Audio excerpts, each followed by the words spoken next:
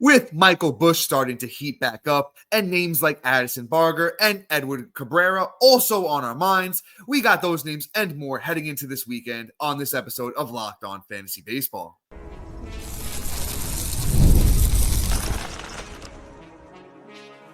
You are Locked On Fantasy Baseball, your daily fantasy baseball podcast. Part of the Locked On Podcast Network, your team every day.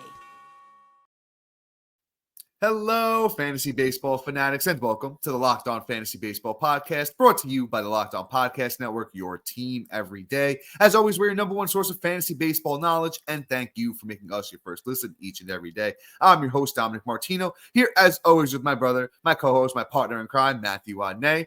As you can see, if you're watching on YouTube, and if you are watching on YouTube and you haven't already, hit that little bell below. It's going to subscribe you to the channel and give you a notification every time we drop a new episode. Or if you're listening on the audio side of things on a platform like Apple or Spotify that allows 5-star ratings and reviews, we would truly appreciate it if you do that for us as well. And lastly, what's going to give you that competitive edge and it's going to be your secret weapon to winning your fantasy baseball league, join Matt and I on the Insider Track, where we can give you so much more than we offer in these 30-minute episodes. And today's episode is brought to you by FanDuel. Right now, new customers can get $200 in bonus bets when your first $5 bet wins. And all right, Matt, we're heading into the weekend here. We want to, finish strong. And we got some good names. We got a good mix of names, a couple of relievers, starters, some breakout bats, some guys heating back up like Michael Busch. And Matt, why don't you take the wheel here and lead the way, my brother? All right. So I will premise this. The guys we have today are really good streamers. This is a good streaming episode. We're going to ride these guys pretty much till they fall off a cliff.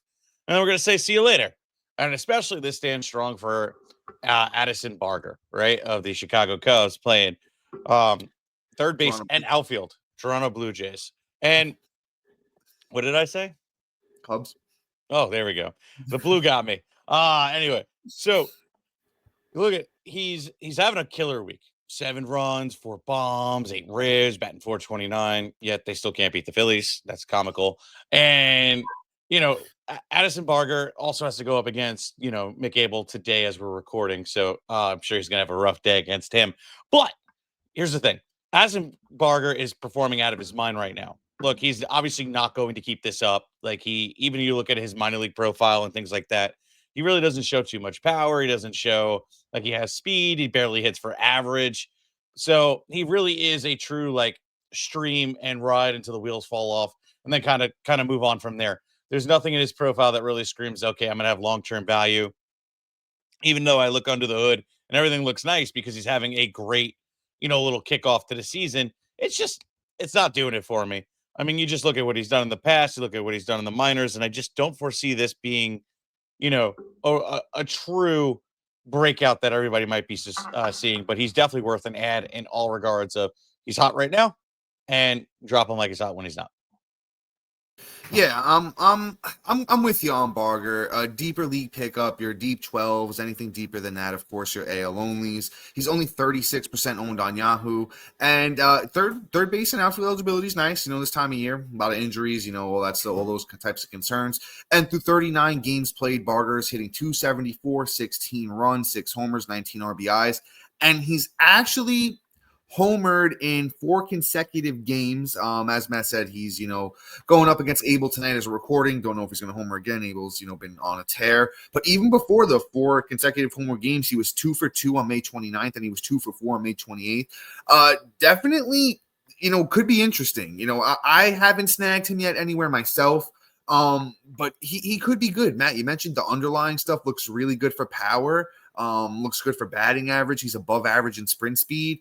Not a great minor league profile, as you mentioned, but, could have a little bit of power, could have a tiny bit of speed, could be interesting for those deeper league players, has that corner infield with the third base, 5 outfielder type of leagues, could be interesting there. Once again, that's Addison Barger of the Toronto Blue Jays. Let's move on to somebody we're a little bit more familiar with, especially if you've been playing fantasy the past couple of years. It's old, reliable Willie Castro of those Minnesota Twins.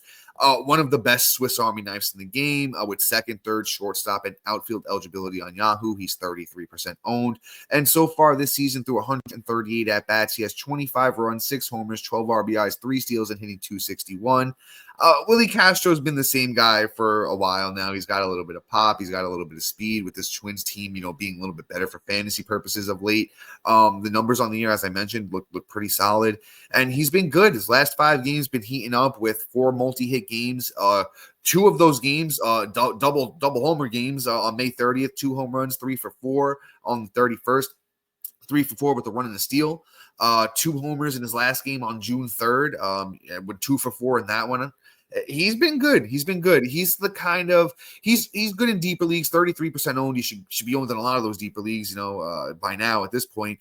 But he's a great streamer in even those shallower leagues. If you're dealing with injuries, you need a guy. Hey, I can just plug and play him, right? Or like grab him off my bench, no matter who gets hurt anytime. Willie Castro can do that. Once again, second, third, shortstop, and outfield eligibility for Castro.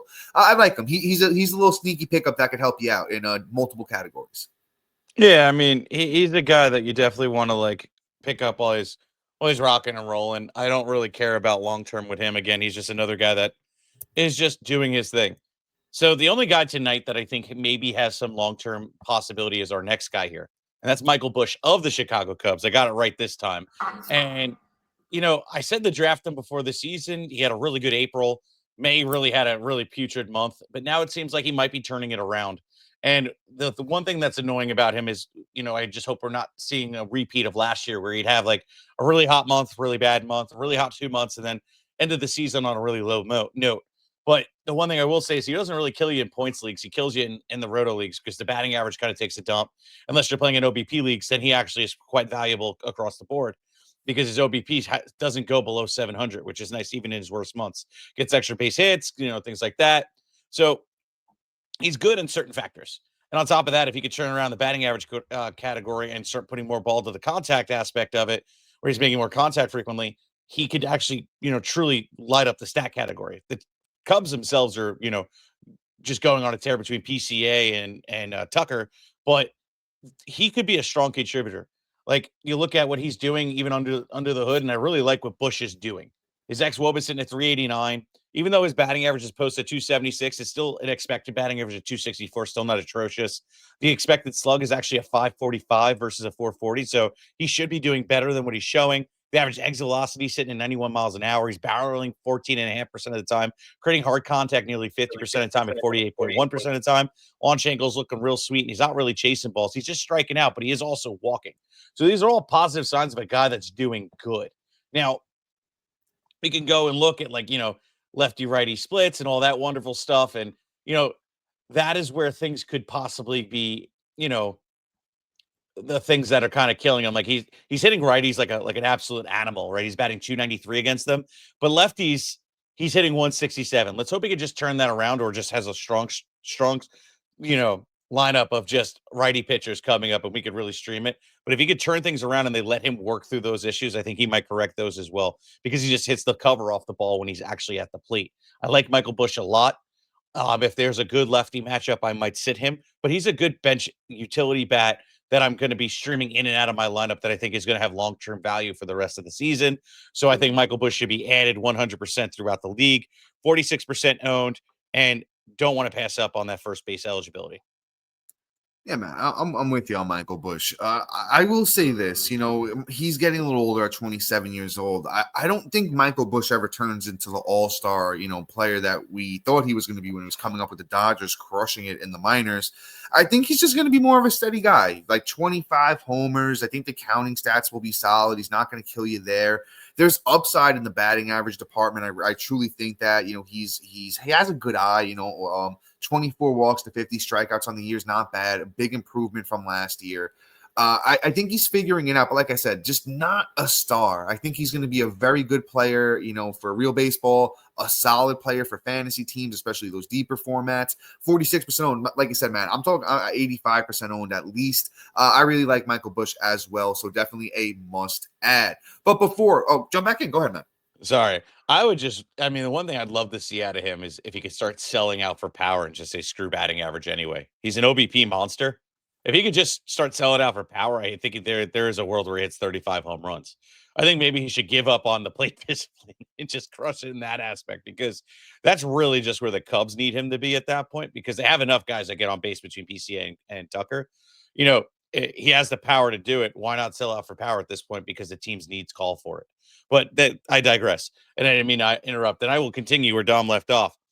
Coming up next, we have Sedane Rafaela. And are we buying back into this prospect that always has a couple of months that just gets you hot and bothered? And IKF, and, should we be talking about adding him? All coming up next. And guys, the NBA playoffs are in full swing, and every night delivers highlight-worthy performances, major momentum shifts, and can't-miss moments. Whether it's game-winning shots or a breakout player, there's never a better time to get in on the action. FanDuel makes it easy to stay in the game before tip-off and live with player props, performance trends, and same-game parlays. Fans have more ways than ever to play smart and win big. Which players are showing up in the biggest moments, and how could tracking their trends help you build your next bet? What would it look like to combine live props, bets mid-game based on how the action unfolds? If you've got a read on who's heating up, why not back it up with a same-game parlay? How could a $200 in bonus bets add to the excitement if your first $5 bet hits? If you're new to FanDuel, it's the perfect time to sign up. Head to FanDuel.com and place your first $5 bet. If it wins, you'll get $200 in bonus bets. And guys, I told you to bet on the Knicks, and I'm sorry. The Knicks didn't pull it off. So I'm betting against the Pacers, man. I'm out. Yeah, let's Halliburton. I hope I don't wish good things for him. I will say that. This is a family-friendly podcast, so I'm not going to get too crazy. But bet against the Pacers. So once again, head over to FanDuel.com and place your first $5 bet. And if it wins, you're going to get those $200 in bonus bets. So make every moment more with FanDuel, official sports betting partner of the NBA. And guys, real quick, do you need that secret weapon, that competitive edge, that thing that's going to put you over the top to help you win your fantasy baseball league? Well, I've got the perfect thing for you. Join Matt and I on the Insider Track. We're gonna give you exclusive prospect call-up updates. When we do these waiver wire shows, we're going to rank the guys and let you know how you should prioritize them when you're going to pick them up, and just so much more than we could offer in these 30-minute podcasts. And any kind of fantasy question you got for us, you can hit us up on the Insider Track, and the link is in the bio wherever you're listening, watching, and it's available on any of our social media platforms. But Matt, I digress. I think before we jumped into that, you might have mentioned Sedane Rafaela. He's been great of late. Why don't we talk about him? Matt, I think you're muted, my brother. I said, wow, way to put me on the spot. So let me flip switches here. I was getting ready for the next guy. Oh, I thought we had Rafaela up next. So whoever you want. No, it's fine. I got it. So Sedane Rafaela, the Boston Red Sox, playing second short in outfield, 44% owned, is having himself a week. 4 runs, 3 bombs, 4 ribs, betting 480, which is absolutely monster. Honestly, if you're new to the podcast, sorry you'll hear this for the first time. And if you're not, you already know what I'm about to say. Batting average off the waiver wire is always something I want. So he's probably owned in the super deep leagues. Don't get me wrong. The 15-man leagues and stuff, he probably already should have been owned because, hey, you have too many teams in the league. So Sedane is probably already rostered. But in the shower leagues, he's at least a stream. Obviously the flexibility of being able to put him in second short and outfield really drives up what I want to have him and where I have him in the roster. Do I think he has long-term value? Absolutely not. He gave us a couple months where he was an absolute stud, and we were just like, oh, okay. Should we be talking about keeping him for longer than just maybe just a stream? Should we be patient? Well, we found out quick last year that was not the case. Now, with this year, I'm treating him where he's going to be a good streamer that might be able to do this for a whole month because that's what happened. Instance, Rafaela really took off for a whole month. So I'm not being patient with him. I am going to add him, though, immediately and just see where this journey takes us. He doesn't really have it. I'm sorry, Boston fans. But, hey, it is what it is. At least I don't hate him as much as I hate Michael Harris. Damn, Matt. Well, we all know you hate Michael Harris. I think people that don't even listen to this podcast know that you don't like Michael Harris. But I think you're being a little bit mean. There's the haterade. If you're watching on YouTube, you see Matt's got it there. But I'm going to disagree a little bit on Rafaela. He had the prospect pedigree, had a bunch of great years in the minors. we're seeing improvements this year. As a 24-year-old, second year in the bigs, we heard Matt saying, my saying is progression isn't always linear. These guys, they develop at different paces. His glove is amazing, which helps him stay out there. I think that's why the Red Sox are just going to let him stay in the lineup. The speed's really good. The underlying stuff looks decent for batting average. He's got a little bit of pop. He's super fast.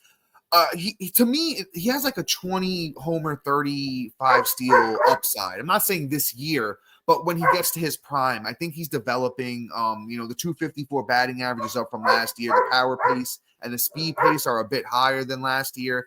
I like what he brings to the table. Matt, you mentioned second short and outfield eligibility on Yahoo for Sedane Rafaela. Not a bad start. Been really good of late. 3 for 5 in his on June 3rd with a homer. The game before that, a homer, 2 for 4, 3 for 5 on May 28th. He's starting to heat up. Add him now before everyone adds him and this hot streak continues. I think there is some upside here. Not my favorite guy of the day, but a lot of upside here with Sedane Rafaela. But let's move into this next guy. Let's talk about the former New York Yankee IKF, Isiah Kiner-Falefa. Love him. I love him from just remembering his days with the Yankees. Great times. Was really good for us. And he's been really good for Pittsburgh so far this year. 49 games played, 310 batting average, 21 runs, a homer, 13 RBIs, 9 steals. I don't know if I said it, but I'm going to say it again. Second, third, and shortstop eligibility on Yahoo for IKF, 11% owned. Guys, we got to add him. I know there's a bunch of deeper leagues out there where you need the middle infield help. Second base has been horrible. Corner infield eligibility with the third as well. And a guy who's stealing bags at a good clip, 9 steals, 310 batting average, 21 runs. He's helping you in those 3 categories. Not going to help you in home runs or RBIs, but I do like what IKF brings to the table. Definitely a must add for those deeper leagues for sure. Yeah, it's funny. His name reminds me of I kind of want to add him, but I kind of just don't at the same time. So I kind of am going to keep him on my roster until my guy is pretty much going to perform, and then I'm going to drop him the second he's bad. That's essentially how I'm treating IKF. He's just not the greatest person and does not have any long-term value. Let's move on because I want to get into some pitchers before the break, at least one.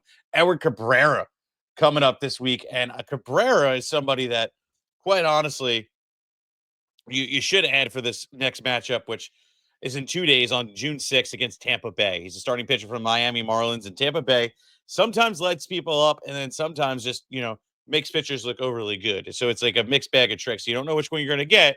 That's the same thing with Edward Cabrera. He can definitely light up the strikeout category. He could definitely keep the ERA down in some levels, but there's some issues going on, right? Like his pitches are super flat right now. He's not really looking his best, but he's also just coming off an injury, and he's walking guys at a horrendous rip right now. But the strikeout upside is absolutely crazy. If you're like me and just looked at your stats and said, oh my God, Andrew Abbott just got lit up for quite a bit and your ERA is completely tanked, Edward Cabrera is a great stream for the week. And honestly, even after this week with the Tampa Bay matchup, I'll probably hold him to see who he's going up against next week. It might be a 2-start week since he's going on Friday. He might be able to get on there on Tuesday and then get on there later in the weekend. So that's kind of what the angle is. I want to see what the matchups end up being for him. So he's an ad for now. And if you're hesitant on adding him because of the start, then maybe we'll hang on to him for this weekend and see what his matchups are for next week. Next week, Edward Cabrera at least is going to provide some serious strikeout upside, and we'll just see if he can kind of finally figure out his control aspect and maybe start being better than what we all think. Matt, I think you nailed it here with Eddie Cabrera. He's good in spurts. The control's horrible. If you need help in whip, run the other way. But he's a big strikeout guy, as you mentioned. He's been really good in his last 2 starts, specifically May 25th against the Angels, 5.2 innings, a win, 10 strikeouts, no earned runs, 0.88 whip. Against the Giants on May 31st, 5.2 innings again, got the win, 5 strikeouts, no earned one. The whip was bad at 159, but I already told you that's what's going to happen. Listen, he's building back up. Matt mentioned the injury. The guy is also injury prone. More of a deeper league play here. 20% owned on Yahoo for Edward Cabrera. Once again, Miami Marlins. It's a good park to pitch in. They're at Tampa next time. Matt, I think you said that. Decent matchup. Edward Cabrera go out there and strike out 10, and be great, or he can give up 5 earned runs in 3 weeks. Like I said, deeper league play here with Eddie Cabrera. But before we move on and we talk about a closer and Robert Garcia for the Texas Rangers and Corbin Burns' replacement, we'll be right back, and those names more coming up next.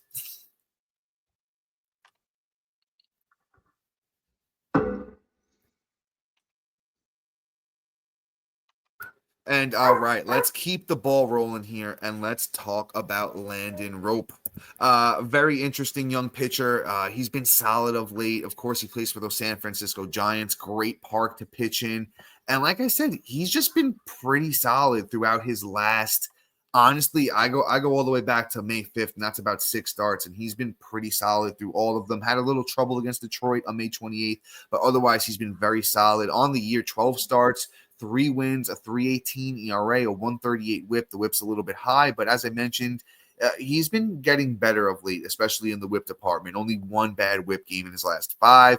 Almost that K per inning with 62 innings pitched, with 61 strikeouts. Let's see, who does he line up against next time? Oh, it could be Colorado. It depends actually if Verlander comes back. That's gonna affect his spot in the rotation. This weekend against Atlanta is going to be a lot harder than Colorado early next week. Fingers crossed he gets that Colorado start. But like I said, got decent stuff. 25% owned on Yahoo. I want to say your deep 12s and stuff like that. You can give Landon Rope an opportunity. But young, interesting pitcher. Like I said, a little bit of upside here. Not a long-term play though. Could be good for the next few because he's been good now. Sometimes I always like to say, if you look back at your team at the end of the year, you never would realize some of the guys that end up on your roster. He potentially could be one of them. So as pitching starts to get less and less, a guy like Landon Rope is somebody I'm interested in those deep leagues. Yeah, for sure. He's definitely interesting. I'll put it that way. I look at it like this.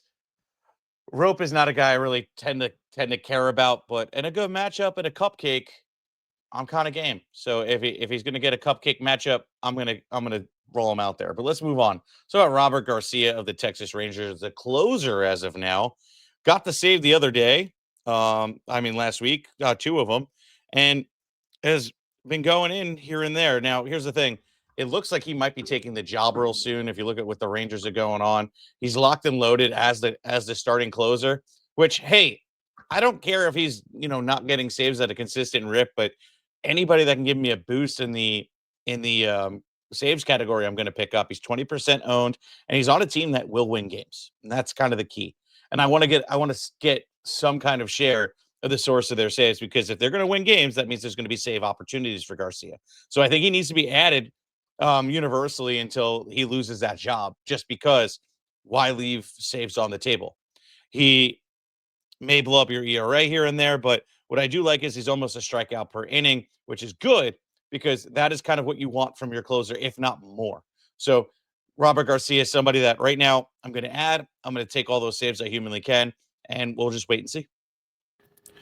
Yeah, man, Matt, you could just say this Texas Rangers bullpen has just been bad this year, man. It's been a mess from Luke Jackson to, the next guy to now Garcia, 29-year-old, getting his first real chance at closing here. 3 saves on the year, 2.25 ERA, 24 innings, 23 strikeouts, a clean 1 whip. I like it. As Matt said, kind of just throw him in there now as he's getting the saves, 20% owned on Yahoo. Add him if he needs saves. I'll leave it at that. They need to add Ryan Walker. That's what needs to happen. Yeah, honestly, it's been a real mess over there in Texas, and I'm just going to leave it at that. But let's move into the Corbin Burns replacement. Let's talk about Ryan Nelson. Interesting, not a huge fan. He's been good in small stints throughout his career. He's actually been okay out of the pen this year. He has made 3 starts as well, but 13 total appearances, so 10 out of the pen. 3.43 ERA, 42 innings, 35 strikeouts, a clean 1 whip. I will say this. Ryan Nelson's always been a guy who hasn't pitched up to his underlying stats. If he ever really figures it out and can live up to the hype, there's upside here. Don't really ever think he'll be a K per 9 kind of guy. He's never really done that before. But if he figures it out and he can give us some length, 5, 6, 7 inning starts, grab us some wins, on this good Diamondbacks team, could be interesting. Like I said, probably more of a deep 12s and those type of situations now. I don't want to speculate too early on a guy like this. Where's the ownership percentage? 5% on Yahoo. Like I said, there's time. If he goes out there and he has a good start, maybe then we add him. Kind of want to see when he's first lined up to start. So he last pitched Saturday, maybe in Cincinnati, like the 6th or the 7th, he could line up to start. Not a great first opening start, of course, with Ellie and them boys over there, but could be interesting for your deeper league guys. If he's out there in an NL only, NL only, I'll say he's probably a must add in that kind of situation because he does have good numbers, has upside. But anything shallower than that, even your 15-mans, if the pitching is like decimated on your waiver wires, at that point, maybe look to Ryan Nelson, but otherwise more of a watch list guy for now, but does have upside and is replacing Corbin Burns. Yeah, I don't know how I feel about him, but a cupcake matchup, that is really where it is. Dom, you bring up good points about him. It just, this isn't like football where like I'm going to go and, slide in the next man up and like, okay, I lost a running back. So then here's another guy. Very well said. He's just another guy, another name that nobody really has eyes on right now. And if he does even show a little bit of value, he's definitely worth an ad. But again, like you said, great call for like a deep league, right? You're in your 15-man leagues. God, if you're playing in a 20-man league, God bless you. AL or NO only, I forget. I'm so out of it today. Thank you. I was going to say that first. NL only leagues, that is where like this guy really does become has real value. But other than that, it is what it is. You're in your 12-mans, if you're playing those weird 13-mans, no. 14-man starts getting in it.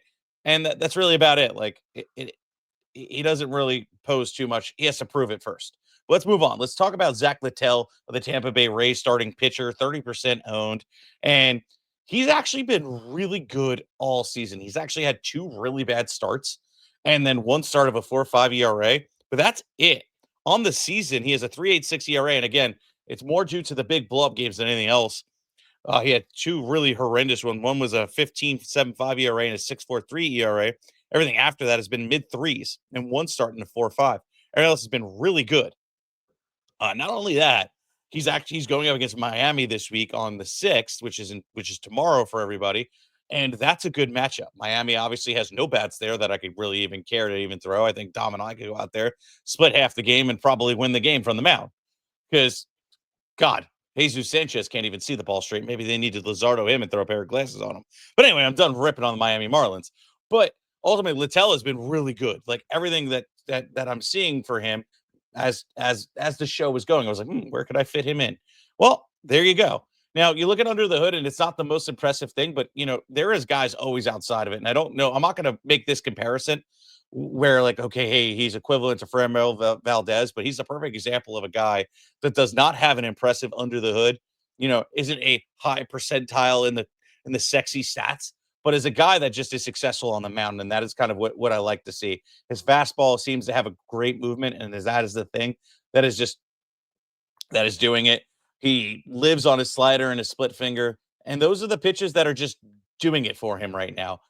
I'm going to ride this as long as humanly possible until he flat out just falls off his horse and then rides into the sunset and probably won't end up on my team anymore. But this Miami matchup and any matchup coming up until he proves otherwise needs to be added. A nice little